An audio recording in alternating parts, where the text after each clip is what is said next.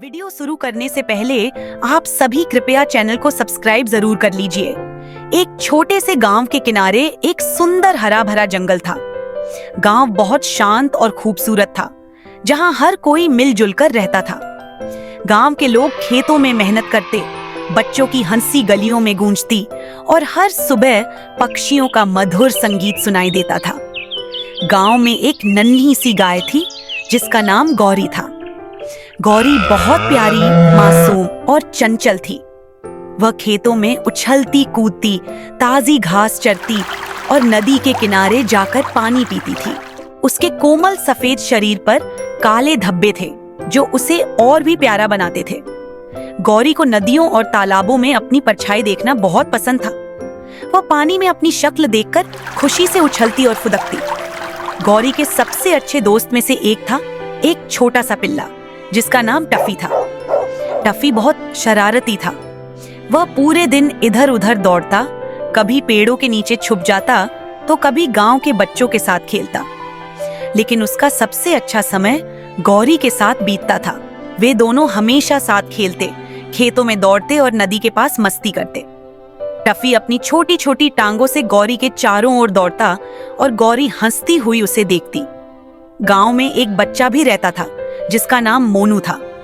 मोनू बहुत समझदार और दयालु था। वह गौरी और टफी से बहुत प्यार करता था और हर रोज उनके लिए हरी घास और दूध लाता। वे तीनों बहुत अच्छे दोस्त थे। जब मोनू स्कूल जाता था तो गौरी और टफी उसके लौटने का इंतजार करते थे। जैसे ही मोनू वापस आता, टफी खुशी से कूदने लगता और गौरी अपने छोटे सींग हिलाने लगती। मोनू के बिना उनका दिन अधूरा लगता था। एक दिन जंगल से एक शेर गांव की ओर आ गया। गांव के लोग डर गए और छिपने लगे। शेर भूखा था और शिकार की तलाश में इधर उधर घूम रहा था। गांव में खलबली मच गई। मोनू भी बहुत घबरा गया, लेकिन गौरी और टफी समझ गए कि कुछ गलत हो रहा है। गौरी ने अपनी नन्ही सी आवाज में जोर से रंभाना शुरू किया और टफी ने जोर जोर से भौंकना शुरू कर दिया। गांव के सभी जानवर उनकी आवाज सुनकर सतर्क हो गए और इकट्ठा होने लगे। कुछ ही देर में गांव के लोग भी डंडे और मशालें लेकर बाहर आ गए। शेर यह देखकर डर गया और वापस जंगल की ओर भाग गया। गांव वाले बहुत खुश हुए। उन्होंने गौरी, टफी और मोनू को गले लगा लिया। गांव के मुखिया ने कहा, गौरी और टफी ने हमें बहादुरी से बचाया है, हम इन्हें हमेशा प्यार देंगे। गांव के सभी लोगों ने गौरी और टफी के लिए खूब तालियां बजाईं और उनकी बहादुरी को सराहा। उस दिन के बाद से गौरी और टफी गांव के छोटे से हीरो बन गए। मोनू के साथ वे हमेशा जंगल में घूमते, खेलते और गांव की रखवाली करते। गांव के सभी लोग उन्हें बहुत प्यार करते थे। मोनू, गौरी और टफी की दोस्ती दिन ब दिन और गहरी होती गई। वे हमेशा एक दूसरे का ख्याल रखते और खुश रहते। उनकी दोस्ती गांव में एक मिसाल बन गई और उनकी कहानी हर बच्चे को सुनाई जाने लगी। वीडियो को पूरा देखने के लिए शुक्रिया। आप सभी कृपया चैनल को सब्सक्राइब जरूर कर लीजिए। धन्यवाद। कहानी शुरू करने से पहले आप सभी कृपया चैनल को सब्सक्राइब जरूर कर लीजिए। बहुत समय पहले की बात है। एक हरा भरा गांव था जिसका नाम सुंदरपुर था। यह गांव बहुत शांत और सुंदर था। खेतों में लहलहाती फसलें, इधर उधर खेलते बच्चे और चहचहाते पंछी गांव को और भी रमणीय बनाते थे। इसी गांव में एक दयालु किसान रहता था जिसका नाम रामू था। रामू मेहनती और ईमानदार था। उसके पास कई खेत थे और बहुत सारी गाय भैंसें भी थीं, लेकिन उनमें से सबसे प्रिय थी गौरी। गौरी सफेद रंग की एक सुंदर गाय थी जिसकी बड़ी बड़ी आंखें थीं और जिसका स्वभाव बहुत ही शांत और मीठा था। गौरी और रामू का रिश्ता किसी दोस्ती से कम नहीं था।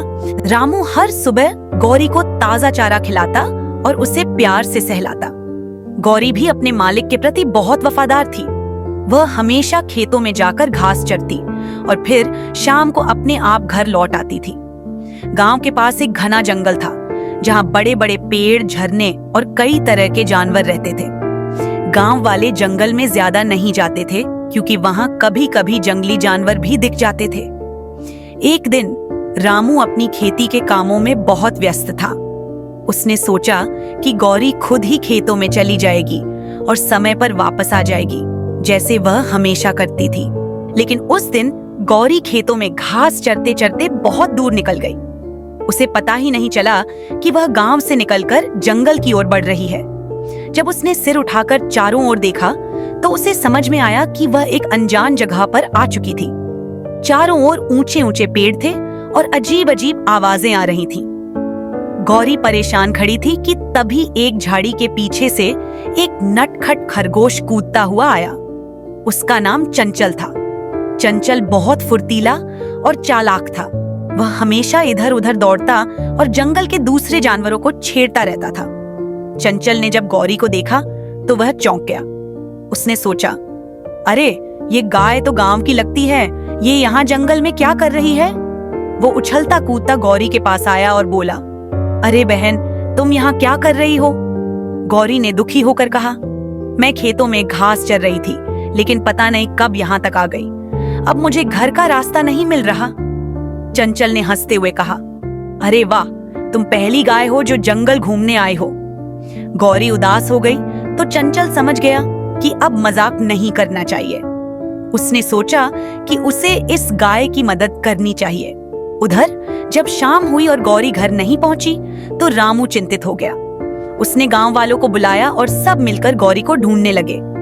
रामू ने हर जगह देखा, खेतों में, कुएं के पास, तालाब के पास, लेकिन गौरी कहीं नहीं थी। धीरे धीरे अंधेरा होने लगा और रामू की चिंता बढ़ती जा रही थी। तभी चंचल खरगोश उछलता कूदता गांव की ओर आया और गांव में सभी लोग उसे परेशान से लग रहे थे। तभी उसने एक आदमी से कहा कि एक गाय जंगल में भटक गई है, क्या आप किसी की तो नहीं हैं? यह सुनते ही वह आदमी तुरंत बोला, हाँ, वह गाय हमारे गांव की ही है। और वह तुरंत रामू के पास गया और सब बताया। रामू काका, रामू काका, चंचल ने हांफते हुए कहा। रामू ने चौंक कर पूछा, क्या हुआ? तू इतना हांफ क्यों रहा है? चंचल बोला, गौरी जंगल में भटक गई है। मैंने उसे एक बड़े पेड़ के पास देखा है, वह बहुत डर गई है। यह सुनकर रामू घबरा गया और बिना समय गंवाए गांव वालों के साथ टॉर्च और लाठी लेकर जंगल की ओर दौड़ा। रामू ने प्यार से चंचल के सिर पर हाथ फेरा और कहा, अगर तुम ना होते तो मैं गौरी को इतनी जल्दी नहीं ढूंढ पाता। तुम सच में बहुत समझदार और बहादुर खरगोश हो। गौरी भी खुशी से चंचल को देख रही थी, जैसे कह रही हो, धन्यवाद मेरे दोस्त। गांव वापस लौटने के बाद रामू ने चंचल के लिए खूब सारी ताजी गाजरें दी और गांव में सभी ने मिलकर जश्न मनाया। उस दिन के बाद गौरी कभी भी अकेले दूर नहीं गई और चंचल गांव वालों का सबसे प्रिय दोस्त बन गया। इस कहानी से हमें यह सीख मिलती है कि सच्चे दोस्त हमेशा मदद करते हैं और हमें सतर्क रहना चाहिए ताकि हम रास्ता न भूलें। वीडियो को पूरा देखने के लिए शुक्रिया। आप सभी कृपया चैनल को सब्सक्राइब जरूर कर लीजिए। धन्यवाद। बहुत समय पहले एक घने जंगल में सारे जानवर मिलकर एक साथ रहते थे। पक्षी और पेड़ पौधे खुशी खुशी रहते थे। उनमें आपस में बहुत प्रेम था, लेकिन वे एक समस्या से बहुत परेशान रहते थे। जंगल में एक छाया नाम का जीव रहता था, जिससे सभी बहुत डरे रहते थे। इसीलिए उस गुफा की तरफ कोई नहीं जाता था जहां वो छाया रहता था। ये जंगल अपनी जादुई शक्तियों के लिए मशहूर था। कहा जाता था कि जो इस जंगल का ख्याल रखता है उसे जादुई तोहफे मिलते हैं। लेकिन जंगल के बीच में एक गुफा थी जहां छाया राक्षस नाम का एक अजीब जीव रहता था। वह राक्षस हर उस व्यक्ति को चुनौती देता था जो जंगल की जादुई शक्तियों को पाना चाहता था। एक छोटे से गांव में 3 दोस्त रहते थे, आरव, सिया और नील। आरव बहुत बहादुर था, सिया होशियार और समझदार थी, नील थोड़ा डरपोक लेकिन दिल का अच्छा था। एक दिन इन तीनों को गांव के बुजुर्ग ने जंगल की गुफा और छाया राक्षस के बारे में बताया। उन्होंने कहा, अगर तुमने जंगल का दिल जीत लिया तो तुम्हें ऐसा तोहफा मिलेगा जो हमेशा तुम्हारे काम आएगा। तीनों दोस्तों ने तय किया कि वे जंगल में जाएंगे। अगली सुबह वो जंगल की ओर चल दिए। जंगल के रास्ते में उन्हें कई चुनौतियों का सामना करना पड़ा। सबसे पहले उन्हें एक टूटे हुए पुल का सामना करना पड़ा। उनके रास्ते में एक तेज बहती नदी पड़ी, लेकिन उसका पुल टूट चुका था। सिया ने कहा, अगर हम अपनी रस्सियां जोड़कर पुल बना लें तो हम इस नदी को पार कर सकते हैं। तीनों ने मिलकर रस्सी बनाई और पुल पार किया। आगे उन्हें कुछ छोटे छोटे भूखे खरगोश मिले। नील ने अपनी टोकरी से रोटी निकालकर उन्हें खिला दी। खरगोश खुश हो गए और बदले में उन्हें जादुई पत्थर दिया। जंगल में कुछ जहरीले पौधों के बीच से गुजरते हुए सिया ने सबको सतर्क किया। हमें प्रकृति की सुंदरता का सम्मान करना चाहिए, लेकिन यह भी समझना चाहिए कि हर चीज का सही उपयोग कैसे करें। आखिरकार वे गुफा तक पहुंचे। गुफा के बाहर वो छाया राक्षस खड़ा था। छाया राक्षस ने उनसे कहा, अगर तुम तीनों मेरी 3 पहेलियां हल कर लोगे तो जंगल का रहस्य तुम्हारा होगा, लेकिन अगर नहीं कर पाए तो तुम्हें खाली हाथ लौटना पड़ेगा। ऐसी चीज बताओ जो जितनी ज्यादा बंटे उतनी ही बढ़ती है। सिया ने तुरंत जवाब दिया, प्यार। ऐसा कौन सा खजाना है जो इंसान को जीवन देता है? आरव ने कहा, पानी। ऐसी चीज जो देखी नहीं जा सकती लेकिन महसूस की जा सकती है। नील ने डरते हुए कहा, आशा। तीनों के जवाब सही थे। छाया राक्षस ने हंसते हुए कहा, तुमने अपनी समझदारी, एकता और दूसरों की मदद करने की भावना से साबित कर दिया कि तुम इस जंगल के तोहफे के हकदार हो। जंगल ने उन्हें एक जादुई बीज दिया और कहा, इस बीज को जहां लगाओगे वहां हरियाली और खुशहाली फैल जाएगी। तीनों ने बीज को गांव में लगाया, जिससे वहां एक बड़ा और सुंदर पेड़ उगाया। वह पेड़ हर मौसम में फल और छाया देता था। गांव वाले खुशहाल हो गए और समझ गए कि सहयोग, धैर्य और प्रकृति का ख्याल रखना सबसे बड़ी जादुई शक्ति है। एकता और सहयोग से बड़ी चुनौती को पार किया जा सकता है। दूसरों की मदद करने से हमें खुशी और संतोष मिलता है। प्रकृति का सम्मान और देखभाल करना हमारी जिम्मेदारी है। एक घने जंगल के बीचों बीच एक खूबसूरत जगह थी, जहां सभी जानवर मिलजुल कर रहते थे। इसी जंगल में 3 अच्छे दोस्त रहते थे, हाथी, खरगोश और भालू। हाथी, खरगोश और भालू तीनों एक दूसरे से बहुत प्यार करते थे और साथ में खूब मस्ती करते थे। लेकिन एक बात पर वे हमेशा बहस करते थे, जंगल का सबसे समझदार, तेज और बहादुर कौन है। एक दिन उनकी इस बहस ने इतना जोर पकड़ लिया कि उन्होंने तय किया कि इसका फैसला एक प्रतियोगिता से होगा। यह प्रतियोगिता 3 हिस्सों में बांटी गई। दौड़ का मुकाबला, स्मार्टनेस टेस्ट, साहस की परीक्षा। प्रतियोगिता का पहला चरण दौड़ का था। एक लंबा रास्ता तय किया गया जो जंगल के बीचों बीच से होकर गुजरता था। सभी जानवर इकट्ठा हुए और मुकाबला देखने के लिए उत्साहित थे। जैसे ही दौड़ शुरू हुई, खरगोश बिजली की गति से दौड़ने लगा। भालू ने अपनी भारी भरकम चाल से दौड़ने की कोशिश की, लेकिन वह खरगोश की फुर्ती के आगे पीछे रह गया। हाथी ने भी अपनी लंबी टांगों से तेजी पकड़ने की कोशिश की, लेकिन उसका भारी शरीर उसे धीमा कर रहा था। खरगोश ने बड़ी आसानी से दौड़ जीत ली। उसने खुशी से उछलते हुए कहा, देखा, मैं सबसे तेज हूँ। लेकिन उसने भालू और हाथी को चिढ़ाया नहीं, बल्कि उन्हें प्रोत्साहित किया। अगले चरण में तुम दोनों अच्छा करोगे। दूसरे चरण में समझदारी की परीक्षा थी। एक पेड़ के ऊपर से शहद का एक बड़ा घड़ा लटकाया गया था। शर्त थी कि जो इसे बिना गिराए नीचे लाएगा वह विजेता बनेगा। सबसे पहले हाथी ने कोशिश की। उसने अपनी लंबी सूंड से घड़े को पकड़ने की कोशिश की, लेकिन उसका भारी स्पर्श घड़ा गिरा सकता था। घड़ा हिलने लगा और हाथी को पीछे हटना पड़ा। इसके बाद भालू ने पेड़ पर चढ़ने की कोशिश की, लेकिन घड़ा इतनी ऊंचाई पर था कि भालू के लिए वहां तक पहुंचना मुश्किल हो गया। आखिर में खरगोश ने एक तरकीब सोची। उसने भालू से कहा, तुम मुझे अपने कंधे पर चढ़ाओ और मैं घड़े तक पहुंच जाऊंगा। भालू ने ऐसा ही किया। खरगोश ने घड़े को सावधानी से पकड़ा और उसे नीचे उतार लिया। सभी जानवरों ने उसकी होशियारी की तारीफ की। इस तरह स्मार्टनेस टेस्ट भी खरगोश ने जीत लिया। तीसरा चरण, साहस की परीक्षा। अब बारी थी सबसे कठिन परीक्षा की, साहस की। जंगल के खतरनाक इलाके में एक सोने का पत्थर रखा गया था। शर्त थी कि जो इसे लाएगा वही साहसी कहलाएगा। सबसे पहले भालू ने कहा, मैं सबसे ताकतवर हूँ, मैं इसे लाऊंगा। लेकिन जैसे ही वह खतरनाक इलाके में पहुंचा, उसे शेर की तेज दहाड़ सुनाई दी। भालू डरकर वापस लौट आया। इसके बाद खरगोश ने कोशिश की। उसने अपने छोटे आकार और फुर्ती का फायदा उठाकर आगे बढ़ने की कोशिश की, लेकिन जैसे ही उसने सांप को देखा, वह घबरा गया और लौट आया। आखिर में हाथी ने कहा, अब मेरी बारी है, मैं डरने वाला नहीं हूँ। हाथी ने साहस दिखाया और धीरे धीरे खतरनाक इलाके में आगे बढ़ा। उसने अपनी सूंड से शेर को डराया और सांप को दूर फेंक दिया। आखिरकार उसने सोने का पत्थर उठाया और विजयी होकर वापस आया।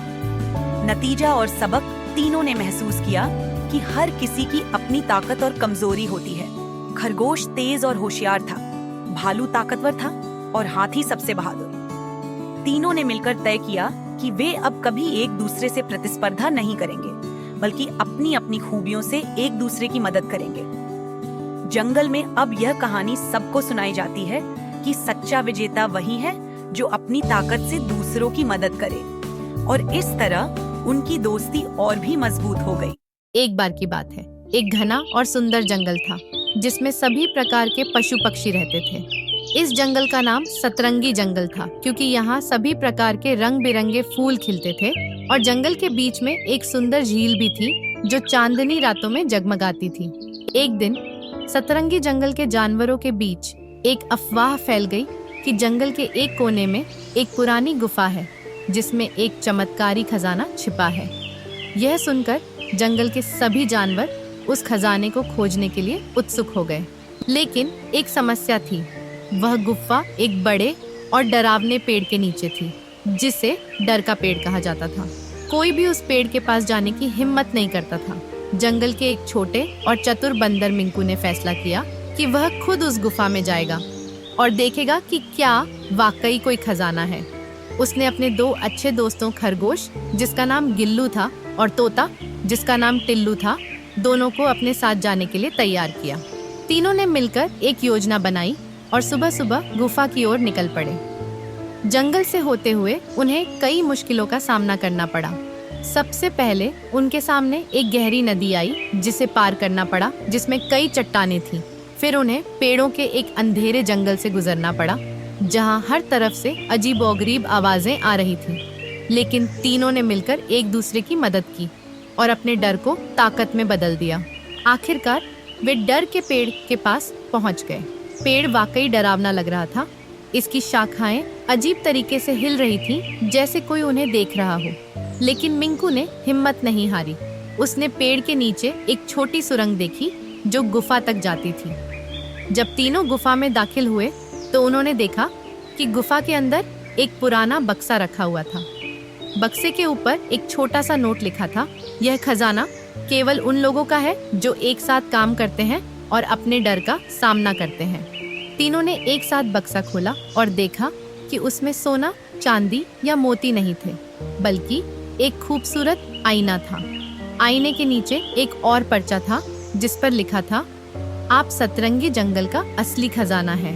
आपकी दोस्ती, हिम्मत और साथ मिलकर काम करने की ताकत सबसे बड़ा खजाना है। तीनों ने आईना उठाया और पाया कि असली खजाना तो उनका एक दूसरे के प्रति प्यार और हिम्मत है। जब वे गुफा से बाहर निकले तो उन्हें डर का पेड़ अब बिल्कुल भी डरावना नहीं लगा। उसकी शाखाएं सूरज की रोशनी में चमक रही थीं और उस पर रंग बिरंगे फूल खिल रहे थे। इस घटना के बाद सतरंगी जंगल के सभी जानवरों ने सीख लिया कि हर मुश्किल का सामना एक साथ और हिम्मत से किया जा सकता है। जंगल और भी खुश हो गया और तीनों दोस्त सतरंगी जंगल के नए हीरो बन गए। बहुत समय पहले एक हरे भरे घने जंगल के बीचों बीच एक प्यारा हाथी रहता था। उसका नाम गजराज था। गजराज बहुत ताकतवर था, लेकिन उससे भी ज्यादा दयालु था। उसकी सूंड इतनी लंबी थी कि वह पेड़ों के ऊंचे ऊंचे फलों को तोड़कर छोटे जानवरों को खिलाता था। सभी जानवर उससे प्यार करते थे। एक दिन गजराज ने देखा कि जंगल के पास एक छोटा लड़का एक बड़े पत्थर पर बैठा रो रहा था।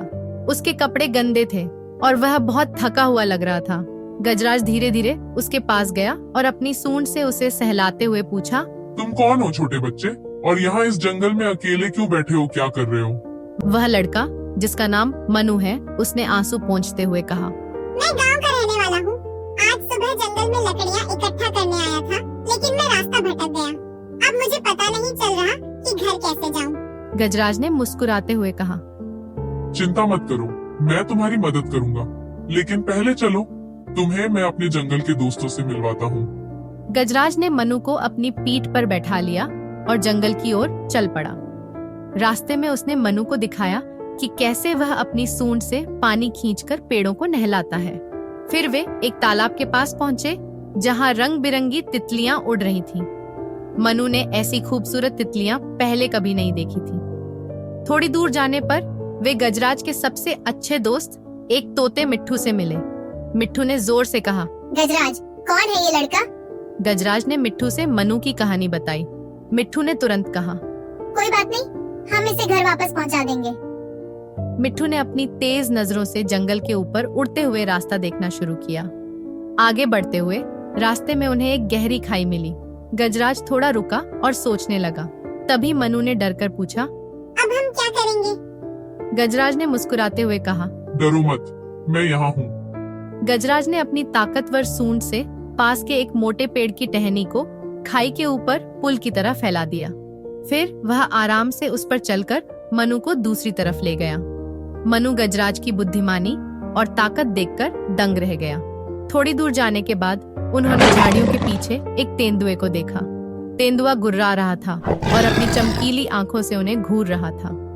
मनु डरकर गजराज की पीठ से चिपक गया। गजराज ने तेंदुए से कहा, हम यहाँ शांति से जा रहे हैं, हमें कोई नुकसान पहुँचाने की कोशिश मत करना। तेंदुआ पहले तो गुस्से से गुर्राया, लेकिन फिर गजराज की ताकत और साहस देखकर चुपचाप चला गया। जैसे जैसे सूरज डूबने लगा, मिट्ठू ने दूर से गांव का रास्ता देख लिया। वह जोर से चिल्लाया, गजराज, वहाँ देखो, वो रहा गांव का रास्ता। गजराज ने मनु को गांव के किनारे तक पहुंचाया। मनु के माता पिता बहुत परेशान थे, लेकिन जब उन्होंने गजराज को देखा तो उनकी आंखों में कृतज्ञता के आंसू आ गए। मनु ने गजराज को गले लगाया और कहा, तुमने मेरी जान बचाई गजराज, मैं कभी तुम्हारा ये एहसान नहीं भूलूंगा। गजराज ने हंसते हुए कहा, दोस्तों के बीच एहसान की बात नहीं होती। जब भी तुम्हें जरूरत हो, मुझे याद करना।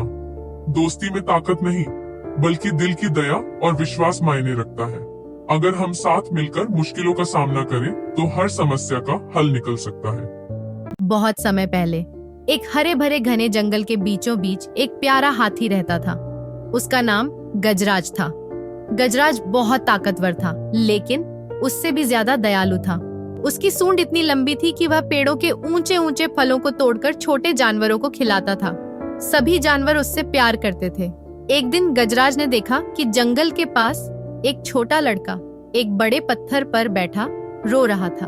उसके कपड़े गंदे थे और वह बहुत थका हुआ लग रहा था। गजराज धीरे धीरे उसके पास गया और अपनी सूंड से उसे सहलाते हुए पूछा, तुम कौन हो छोटे बच्चे, और यहाँ इस जंगल में अकेले क्यों बैठे हो, क्या कर रहे हो? वह लड़का, जिसका नाम मनु है, उसने आंसू पोंछते हुए कहा, मैं गांव का रहने वाला हूँ। आज सुबह जंगल में लकड़ियाँ इकट्ठा करने आया था, लेकिन मैं रास्ता भटक गया। अब मुझे पता नहीं चल रहा कि घर कैसे जाऊँ। गजराज ने मुस्कुराते हुए कहा, चिंता मत करो, मैं तुम्हारी मदद करूंगा, लेकिन पहले चलो, तुम्हें मैं अपने जंगल के दोस्तों से मिलवाता हूँ। गजराज ने मनु को अपनी पीठ पर बैठा लिया और जंगल की ओर चल पड़ा।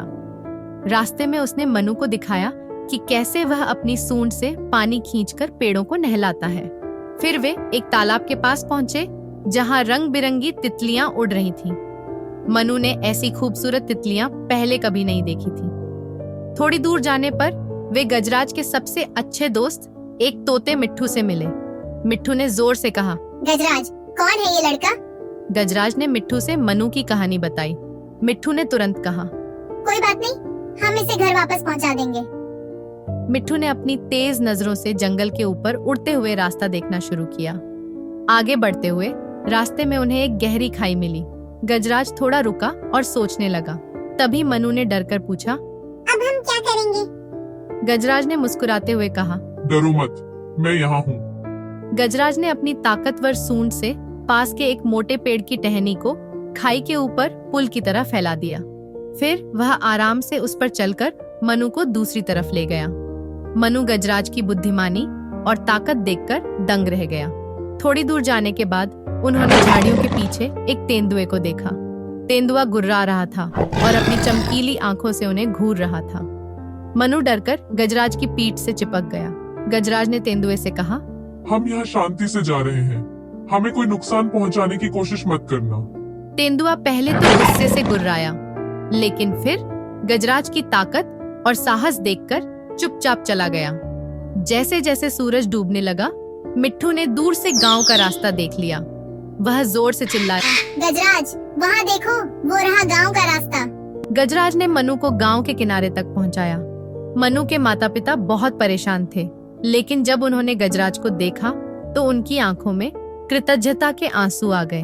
मनु ने गजराज को गले लगाया और कहा, तुमने मेरी जान बचाई गजराज, मैं कभी तुम्हारा ये एहसान नहीं भूलूंगा। गजराज ने हंसते हुए कहा, दोस्तों के बीच एहसान की बात नहीं होती। जब भी तुम्हें जरूरत हो मुझे याद करना। दोस्ती में ताकत नहीं बल्कि दिल की दया और विश्वास मायने रखता है। अगर हम साथ मिलकर मुश्किलों का सामना करें तो हर समस्या का हल निकल सकता है। वीडियो को शुरू करने से पहले आप सभी कृपया चैनल को सब्सक्राइब जरूर कर लीजिए। एक घना हरा भरा जंगल था जहाँ तरह तरह के पशु पक्षी खुशी खुशी रहते थे। ये जंगल न केवल अपनी हरियाली और शांति के लिए प्रसिद्ध था, बल्कि यहाँ के सभी जानवरों में गहरी दोस्ती और प्रेम भी था। इसी जंगल में एक विशाल हाथी रहता था जिसका नाम मोती था। मोती बहुत ही समझदार और शांत स्वभाव का था। उसकी विशाल काया के बावजूद वह बहुत दयालु था। उसके मित्रों में एक चतुर और फुर्तीला खरगोश भी था जिसका नाम चुन्नू था। चुन्नू बहुत तेज दौड़ सकता था और अपनी सूझबूझ से हमेशा जंगल के अन्य जानवरों की मदद करता था। जंगल में सभी जानवर उसे पसंद करते थे। एक दिन एक अनोखी घटना घटी।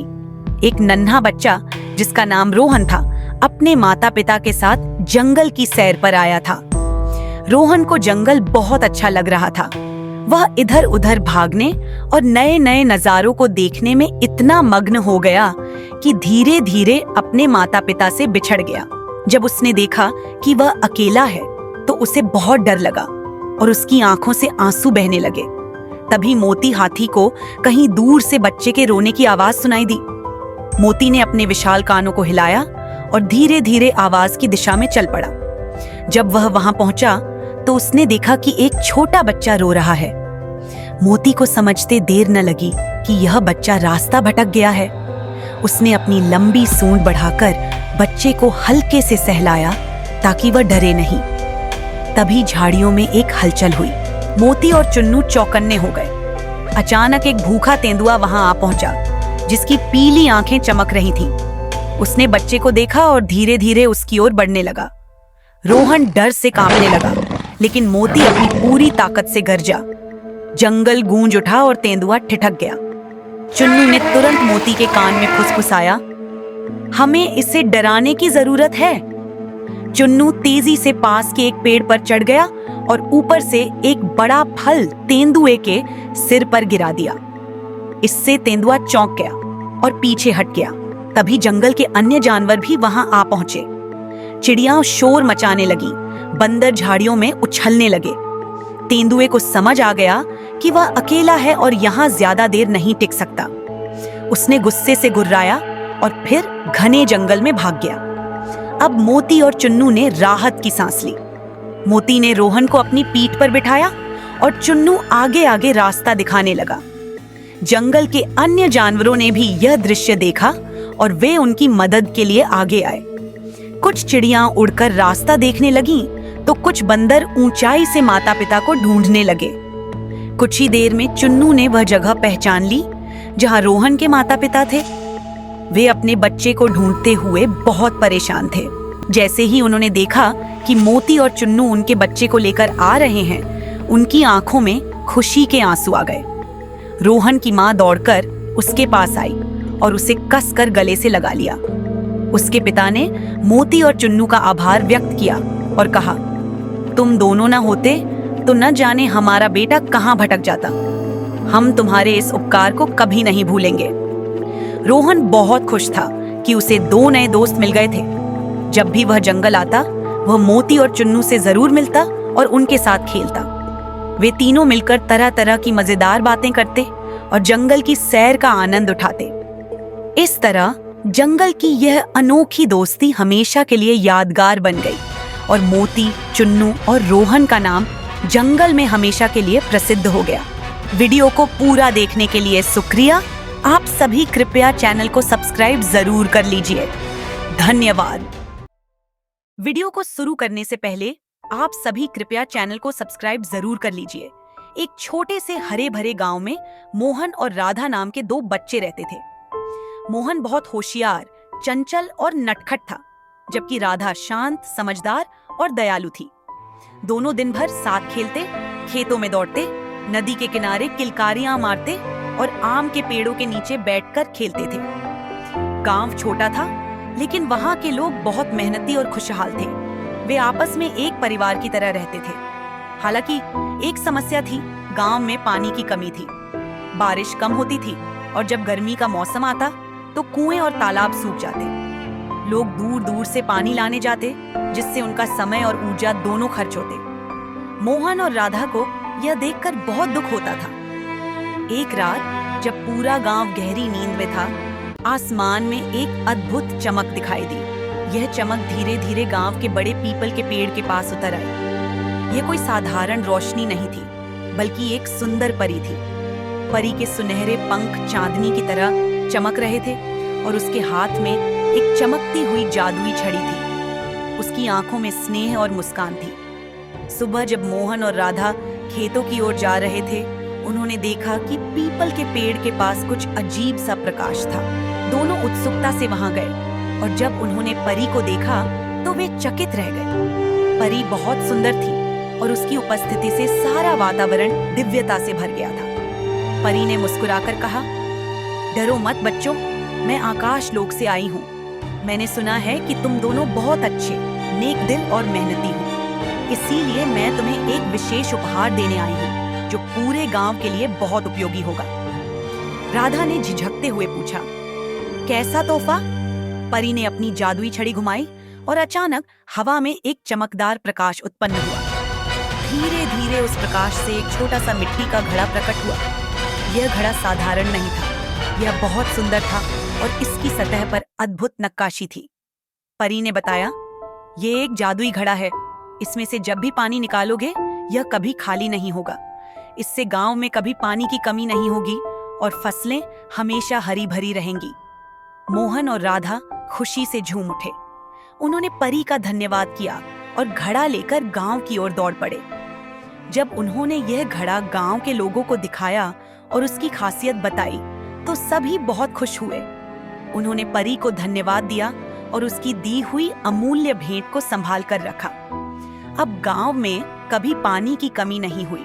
खेत लहलहाने लगे, जानवर हमेशा ताजे पानी से तर रहते और बच्चे खुशी खुशी खेलते। गांव के लोगों का जीवन पहले से अधिक सरल और खुशहाल हो गया। सभी लोग मोहन और राधा की तारीफ करते नहीं थकते। वे सब जानते थे कि यह जादुई घड़ा परी के आशीर्वाद से आया था और यह गांव के लिए एक वरदान था। रात के समय जब मोहन और राधा आकाश की ओर देखते, तो उन्हें लगता कि परी वहां से उन्हें देख रही है और उनकी खुशियों में शामिल हो रही है। वे हर रात परी को धन्यवाद देते और उसकी दी हुई सीख को हमेशा याद रखते। परी के आशीर्वाद से गांव में हमेशा समृद्धि बनी रही। वीडियो को पूरा देखने के लिए शुक्रिया। आप सभी कृपया चैनल को सब्सक्राइब जरूर कर लीजिए। धन्यवाद। एक जंगल में 3 शेर रहते थे। एक शेर का नाम था शेरा, दूसरा विशाल और तीसरा शेरू। वो तीनों नेक दिल और बहुत दयालु थे, इसीलिए बाकी के जानवर भी उन्हें बहुत मान देते थे। एक बार की बात है, सबसे छोटा शेरू जंगल में घूम रहा था, जिसे एक भैंसा देख लेता है और मन ही मन सोचता है, अरे वाह, अच्छा मौका मिला है इसको मार देने का। यहाँ आसपास इसके भाई भी नहीं है। इसको देखकर जब इसके भाई रोएंगे तो मुझे बहुत सुकून मिलेगा। दरअसल विशाल बड़ा भाई था और विशाल से उसकी पुरानी दुश्मनी थी, इसीलिए भैंसा विशाल को दर्द देना चाहता था। भैंसा जय के पीछे जाता है और वो जय को मारने ही वाला था। कि तभी वहां विशाल और शेरा आते हैं। विशाल तभी जोर की दहाड़ लगाते हुए कहता है, अरे ओ बुजदिल, पीछे से क्या वार करता है? हिम्मत है तो सामने से वार कर, कायर कहीं के। विशाल, अपनी जुबान को लगाम दो, नहीं तो मैं तुम्हें और तुम्हारे भाइयों को जीने के लायक नहीं छोड़ूंगा। इसी बीच उन दोनों में लड़ाई शुरू हो जाती है और वहां पर जंगल के अन्य जानवर इकट्ठे हो जाते हैं। भैंसा तीनों भाइयों का सामना नहीं कर पा रहा था। तभी हिरन कहती है कि इस भैंसे को कितना भी समझाओ, लेकिन इसकी अकल तो घास चरने गई है। भैंसा बार बार अपनी ताकत ही आजमाता रहता है। विशाल महाराज, इस बार इस भैंसे को जंगल से बाहर ही निकाल दो। हाँ हाँ, ये भैंसा तो सिर्फ शरीर से बड्ढा है, अक्ल तो इसमें है ही नहीं। बार बार हारने के लिए महाराज के सामने आ जाता है। पागल कहीं का। इस तरह से जंगल के सारे जानवर भैंसे का मजाक उड़ाने लगते हैं। सबके सामने भैंसे की सारी इज्जत उतर जाती है। विशाल भैंसे को मार मार कर जंगल के किनारे तक लाता है और कहता है, देख भैंसे, मैं चाहूं तो तुझे जान से भी मार सकता था, पर हर किसी को एक मौका तो मिलना ही चाहिए ना। चला जाए इस जंगल से। तभी भैंसा जंगल से चला जाता है। भैंसे के जाने से किसी को कोई फर्क नहीं पड़ता, उल्टा सारे खुशियां मनाते हैं। उनकी खुशी देख भैंसा आग बबूला हो जाता है और कहता है, विशाल, मैं तुम्हारे जंगल को राख बना के रख दूंगा। मैं वापस जरूर आऊंगा एक दिन। भैंसा वहां से दूसरे जंगल चला जाता है, पर उसके मन में बदले की आग जल ही रही थी। एक दिन भैंसा ऐसे ही दूसरे जंगल में घूम रहा था कि तभी उसकी नजर एक घर पर पड़ती है। भैंसा उस घर के अंदर जाता है तो उसे पता चलता है कि ये तो एक लेबोरेटरी है। उस लेबोरेटरी के अंदर एक वैज्ञानिक चूहे पर रिसर्च कर रहा था। अरे ये सब क्या है? बड्डी ही अजीब जगह है। ये तो मैंने ऐसी जगह कभी नहीं देखी। भैंसा लैब में इधर उधर घूमकर बाहर निकलने ही वाला होता है कि तभी एक चूहा उसके पैर में काट लेता है। भैंसा इस बात को नजरअंदाज कर देता है और वहां से चला जाता है। तभी उसके शरीर में कुछ होने लगता है। अरे ये क्या हो रहा है? मुझे मुझे बहुत प्यास लग रही है। पानी पानी, कोई मुझे पानी दे दो। भैंसा पानी के लिए तालाब की ओर जाने लगता है। तभी उसे एक बंदर देख लेता है और कहता है कि ये भैंसा है। जोम्बी भैंसा, भागो भागो। अरे भागो, जोम्बी भैंसा आ गया। बंदर ऐसे चिल्लाने लगता है। तब भैंसे को पता चलता है कि चूहे के काटने से वो जोम्बी बन गया है। तब तो भैंसा और भी खुश हो जाता है और जोर से हंसने लगता है और कहता है, विशाल, अब मैं तुझे नहीं छोड़ूंगा। मैं आ रहा हूं विशाल भैंसा। विशाल के जंगल में आता है और रास्ते में उसके सामने एक सूअर आ जाता है और भैंसा उस पर हमला करके उसे काट लेता है, जिससे वो सूअर भी जोम्बी बन जाता है और वो भैंसे के पीछे पीछे चलने लगता है। इसी तरह जो भी उसके सामने आता था, भैंसा उसे काटकर जोम्बी बना देता था। तब लोमधी और हिरन ये सब देख लेते हैं और दौड़ते हुए विशाल के पास आते हैं और कहते हैं, महाराज महाराज, वो भैंसा वापस आ गया है, पर अब वो भैंसा साधारण भैंसा नहीं रहा। अब वो जोम्बी बन गया है और महाराज, वो जिस जानवर को काट लेता है वो भी जोम्बी बन जा रहा है। हमारे कई जानवरों को उसने जोम्बी बना भी दिया है। महाराज, कुछ भी करके इस जोम्बी भैंसे से हमें बचा लीजिए। महाराज, क्या कहा? वो भैंसा जोम्बी बन गया। अब समय बात करने में बर्बाद करने से कुछ नहीं होगा। शेरा शेरू, तुम जल्दी से बचे हुए जानवरों को सुरक्षित जगह ले जाओ। मैं उस जोम्बी भैंसे को रोकने की कोशिश करता हूँ। जय और श्याम जंगल के बचे हुए जानवरों को इकट्ठा करते हैं और वो सभी जंगल की तरफ जाने लगते हैं। पर तभी भैंसा अपनी जोम्बी सेना लेकर वहां आता है और सभी जानवर जोम्बी को देखकर भागने लगते हैं। इस भाग दौड़ में हिरन गिर जाती है। विशाल उसे उठाने लगता है। हिरन कहती है, महाराज, जोम्बी सेना पास आ रही है, आप यहां से चले जाइए। आपका जिंदा रहना हमारे लिए बहुत जरूरी है। आप मेरी चिंता मत कीजिए, बाकी जानवरों की जान बचाइए। विशाल हिरन को वहीं छोड़कर जाने लगता है और हिरण भैंसे का सामना करती है। लेकिन हिरण भैंसे का सामना कब तक करती? बाद में भैंसा हिरण को भी काट लेता है और हिरण भी जोम्बी बन जाती है। विशाल ये सब देखकर दुखी होता है, पर वो कुछ नहीं कर पा रहा था। सारे जानवर भाग रहे थे और पीछे से जोम्बीज भागते हुए सारे जानवर एक गुफा के पास पहुंचते हैं। गुफा का दरवाजा बंद था। वो दरवाजे को खोलते हैं और अंदर चले जाते हैं। विशाल गुफा का दरवाजा बंद करने ही वाला था कि तभी वहां भैंसा आता है। भैंसा विशाल को काट लेता है।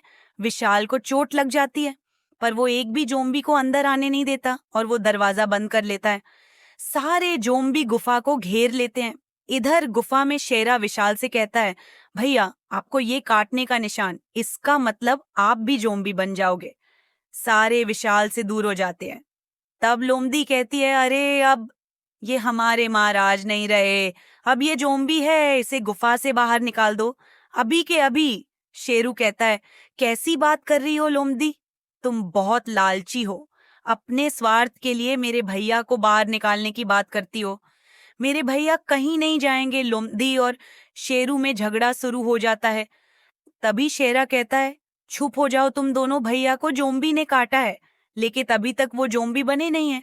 इसका मतलब भैया पर जोम्बी का असर हुआ ही नहीं। मैंने सुना है किसी किसी पर जोम्बीज का असर नहीं होता और वो दूसरे जोम्बीज को मार भी सकते हैं। ये सुनकर सारे चकित रह जाते हैं। तब विशाल कहता है, मुझे बाहर जाकर जोम्बीज को मारना होगा। विशाल जोम्बी बनने का नाटक करता है और एक एक करके सभी जोम्बीज जो मारने लगता है। सारे जोम्बी मारे जाते हैं। भैंसे के मरने के बाद सभी जंगल में खुशी से एक साथ रहने लगते हैं। कृपया चैनल को सब्सक्राइब जरूर कर लीजिए। धन्यवाद।